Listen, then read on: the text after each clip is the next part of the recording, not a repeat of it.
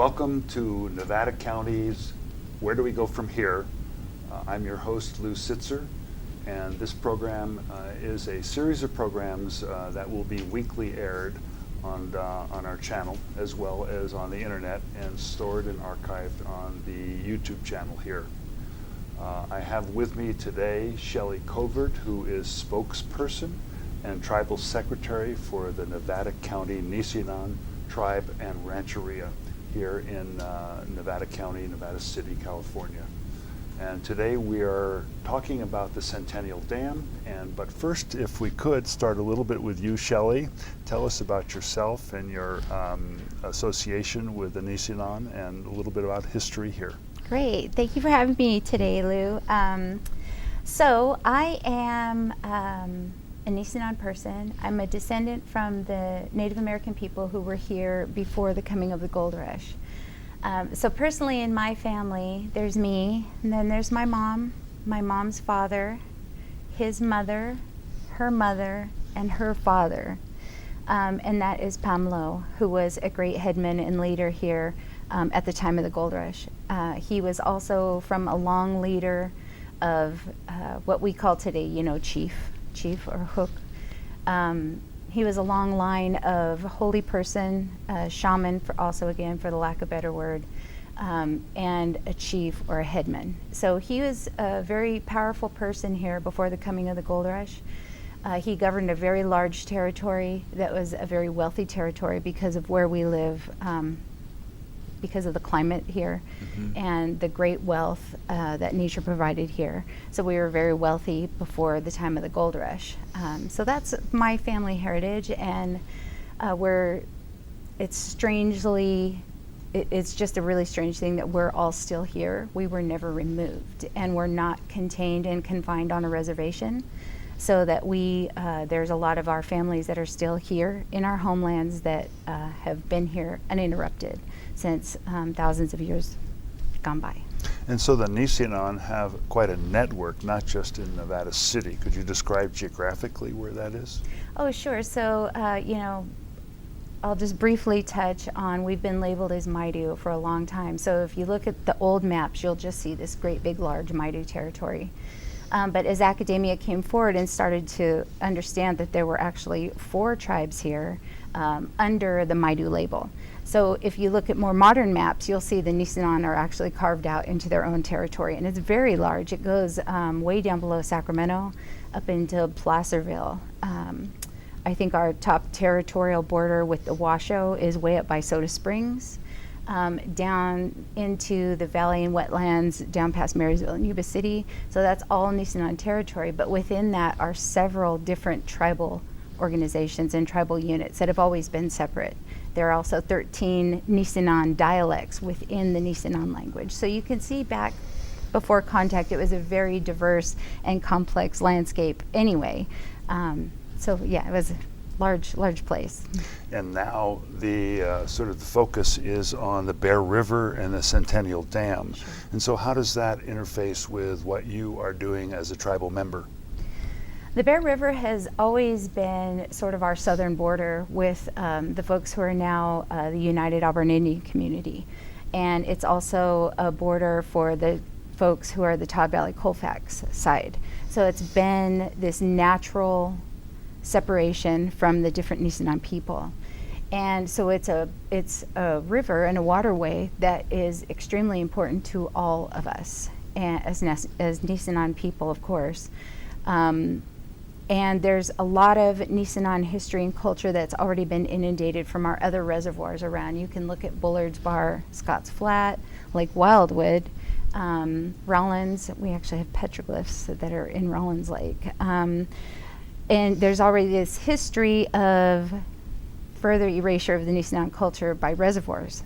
So the threat of Centennial coming into 2018, till 2020 and beyond, with our current generation, to threaten yet again the further erasure of our living Nisenan culture and our landscape is why we're all so passionately opposed to another reservoir going in.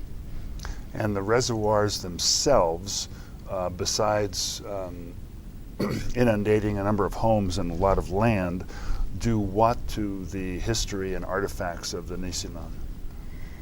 Under the landscape that would be under the proposed inundated, so many acre feet of water, is a cultural landscape, is kind of the technical term that they use. There are old Nisenan town sites that are there, and there are burning grounds and burial grounds. So we were cremating society. So we burned our people and then interned what wasn't cremated and buried that part, and then would cry over our people every year. And having that inundated again, and like I said, it's a history. It's already happened many times. We have many burials that were excavated when Bullard's Bar was built. So to have that landscape inundated, I think maybe if you could see one of our modern cemeteries with the big beautiful headstones, there are visual cues that people, you're visually moved to say, oh, that's a cemetery or that's a graveyard. We don't mess with that. We avoid that, or we respect that, and we keep that over there where people can go and always have access to it. Our landscapes are void of that visual cue. It looks like maybe just a big empty field. Mm-hmm. So I think that's part of the reason that they get inundated. If there were those big coliseums or something of visual cue, it might not be as easy for folks to buy into letting it be okay to inundate somebody's burial grounds and graveyards. So this is a very complex issue of the dam. It involves a culture that exists and a respect for both the history and the present day values. Also, I'm wondering how you balance that against the current needs in the state for water locally, and also looking at the changing climate and the need for more water storage. How do you balance those issues? It's funny because I asked my grandfather when he was alive about the dams, and he said that they were the wrong way to do things, but so is the forest logging, the clear cutting era that we went through. There are so many ways that we as Americans work with the landscape that somebody like my grandpa and his ancestors would have seen as just absurd. Mm-hmm. So of course, and in that same thread, he had no idea how to fix the problem. He's like, now you've got these big cities in the middle of deserts who need water. What are you going to do? And it was beyond him, to give the answer. And it is funny because as we see climate change and we get into these natural disasters, I think Americans are looking back toward their native populations a little more for our tribal ecological knowledge, the old ways that we tended for, especially with fire, and the way we were more symbiotic with the natural landscape. So with all that in mind, what do you do? How do you move forward? How do you balance both being American, that we all drive cars, we all have computers, I play in a rock band, I really like my amplified music, but I am really a traditional at heart. So how do you enter those conversations with the wisdom and the absurdity of what we've done, and the kind of we've painted ourselves into a corner, sort of. How do you balance both? And I think it's really tough. I think those conversations come with a lot of pain attached for tribal people. But as an American person, it's up to all of us to educate ourselves about climate change and what does that actually mean, and not buy into the fake news and all these kind of scare tactics that we have. But one of the things that the EPA, I try to research all aspects of the dam, not just the native piece, just so I have a little bit of knowledge when my tribal people are asking me about this issue and why is my face always out there opposing this. Don't we need water? Is that the dam is last on the list of fixes. Let's look at alternatives. And I hate to even sometimes say I'm completely opposed to the dam. If it was the last thing, like we've done everything possible, we've done every study, we've spent millions of dollars, this is the only thing that's left and the only place that's left, that would be a different conversation. Mm-hmm. But it hasn't happened yet. Right. Where are the alternatives that have they been explored yet? Let's look at conservation of water. There's so many things that make it really tough for me to get. I still have my grandpa's that wisdom, I guess, that pulls forward in, it's this responsibility thing. It just always comes down to responsibility, and it's a personal responsibility, and we should be responsible as a community to look at any alternative that doesn't impact, my ancestors who are buried there. It's really sad. If that was the last ditch effort, the last thing that could possibly happen, I'm sure that the people would be able to enter the conversation in a different way. I think it's really helpful to tap into the wisdom of indigenous peoples. Mm-hmm. I mean, you've been around longer. Yeah. You're more attached to the land Mm-hmm. and to the planet, which we're all going to be concerned about more and more as the climate continues to change. So I think that the words that I've heard more than anything are conservation and restoration. Yeah. And we're going to be pursuing those themes ongoingly, not only in this show, Where Do We Go From Here, but as we approach the climate issues in depth. So I really want to thank you for the contributions and the wisdom that you provided today. Wonderful. Thank you. And if there's anything further that you want to mention, that hasn't been brought up, that I haven't brought up, or that you'd like to mention, you should feel free to do so. Great. Thank you. So I think the main thing, it's my platform that I'm working on as spokesperson for the tribe, and also in my nonprofit work that I do. We started with a founder, Judith Lowry, the California Heritage Indigenous Research Project, and it's CHIRP for short. And it's to preserve, protect, and perpetuate the Nisenan culture. And through that work, I have realized, we were incredibly invisible here because of the destruction of the gold rush and the, it's hard to say sometimes publicly, but the near genocide of the people that were here. And so through that work, our main focus is to raise visibility of the Nisenan people, to raise visibility that there was a life here before the gold rush, because, we love our gold rush history here. And I'm also part pioneer, so part of me, is part of that conversation. But to raise visibility, to remember who the indigenous are wherever people live on the planet. There was someone there, and with the just the fastness of the way we were disappeared here, we want people to remember that we're still here. And I think that's why it's so important and so strange that we have this sort of terrible topic of the Centennial Dam coming, but it really has raised visibility because we're being asked for our opinion, and we're sort of demanding, through NID, who has finally listened to us, and we're going to be able to consult with them, which is really, really, really important. But to have a voice and let people know that we're still here. Yeah. And I think that's the main thing, is just raising visibility and letting people know that we're still here. We're not extinct. We're still here. Right. Well, this program is one of many that will be investigating the Centennial Dam. And as Shelly mentioned, it's really an opportunity to hear the various perspectives, voices, and pursue the options that can be done. Collaborating, and I think this is an opportunity for all the organizations to pool their knowledge and experience, wisdom, to provide steps. Where do we go from here is the series name, and it's named that way because it really wants to provide a platform for people to discuss and to work together to take those next steps. So thanks for watching. Please continue to do so. The programs will be archived on YouTube on NevadaCountyTV.org website. Thanks again. This series is made possible by the generous donation of Stifel Financial and viewers like you. Thank you. Hi, I'm Tom Quinn.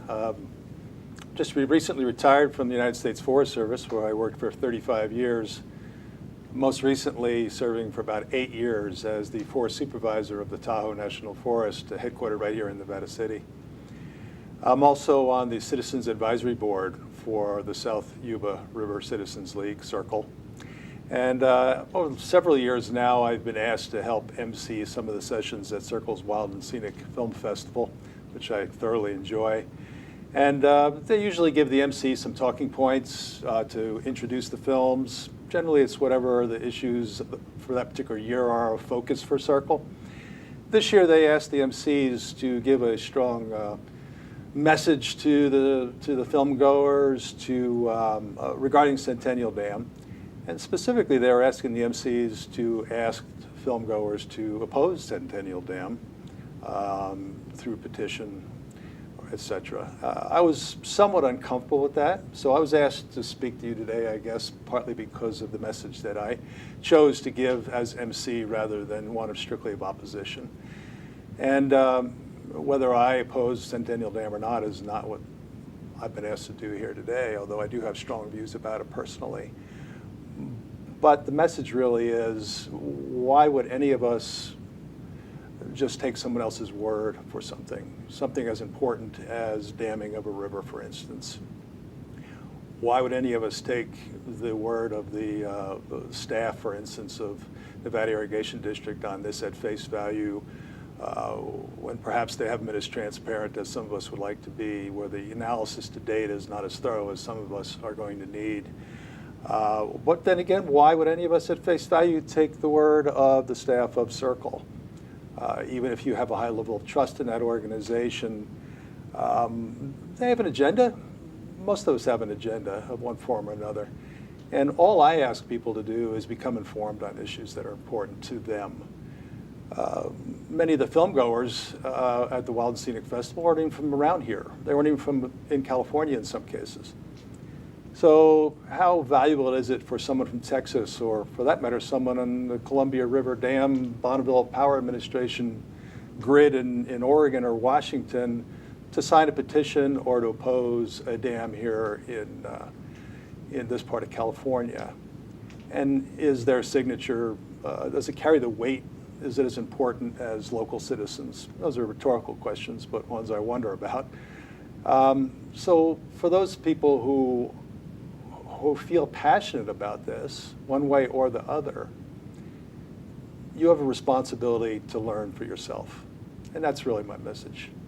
Take the time to study the issue yourself, demand transparency, demand proper and thorough analysis, review that analysis, question the experts. Are they really experts? And even if they are, who's paying them? What's their motivation? And get to the bottom of it yourself. Come to your own informed opinion and decision. Over the years, as a Forest Supervisor and as a Forest Service employee, we've seen many changes in the Forest Service in terms of what people oppose. I've dealt with many large projects over the years. And for a number of years, for instance, the Sierra Club, as a national organization, had as an official national policy to oppose all timber cutting on National Forest System lands. Well, as I sat in here today waiting to speak to you, Rachel Hutchinson, the science director for Circle, was speaking, and she was talking about alternatives to building dams, and one of the things she pointed out was we need to do more forest restoration work. We need to make our forests more resilient and more healthy, and that will help us avoid the need for building more dams in some cases. Well, that restoration work involves timber sales and involves timber cutting. And most knowledgeable environmentalists, most knowledgeable ecologists have come to the conclusion, even those that may have opposed, at least on paper, all timber cutting on National Forest System lands over the years, have come to realize that that's a silly, broad generalization. And that to say we oppose all timber cutting is short-sighted. And in fact, often timber cutting needed for forest resilience and restoration is essential. So I'd just use that analogy to say that if we oppose all X, all dams, all whatever, that's short-sighted. And you need to study the issue and find out for sure. Personally, I believe that if more restoration was done and prevented catastrophic fires upstream, it would result in less sedimentation in our reservoirs. If we had less sedimentation and siltation in the reservoirs, the storage capacity of the existing reservoirs would be greater and maintained, and could be done much more cheaply than building a new dam. I haven't heard a whole lot of conversation about that. And in fact, often it's been difficult to get some of our water purveyors and even those that are quasi-public, like Nevada Irrigation District, to take as dramatic steps as some of us would like to see in assisting in restoration work upstream. Yes, they are doing some. We think a lot more can be done and should be done, and maybe would be a much cheaper and ecologically sound alternative to more dams, more reservoirs. So again, it may have sounded a little bit like I was showing my cards in terms of my position on this particular dam, but that's not my intent. My intent is that you study the issue, that you rely on your own wisdom, your own knowledge, and your own passion to determine what you feel about this. Don't just take others' word for it at face value. And if I would demand that Nevada Irrigation District Board, their board of directors, also not rely on the opinions of some of their staff. They are elected to represent their constituents, and I think they have a responsibility to also study the issue thoroughly, to understand the issue and not be jumping to any foregone conclusions about the pros and cons of this project. Perhaps there's been a little bit too much of that as well. So not only do each of us as citizens have a responsibility to study the issue and come to our informed opinion, more importantly perhaps, or at least as importantly, those elected board members certainly have that responsibility. So thank you.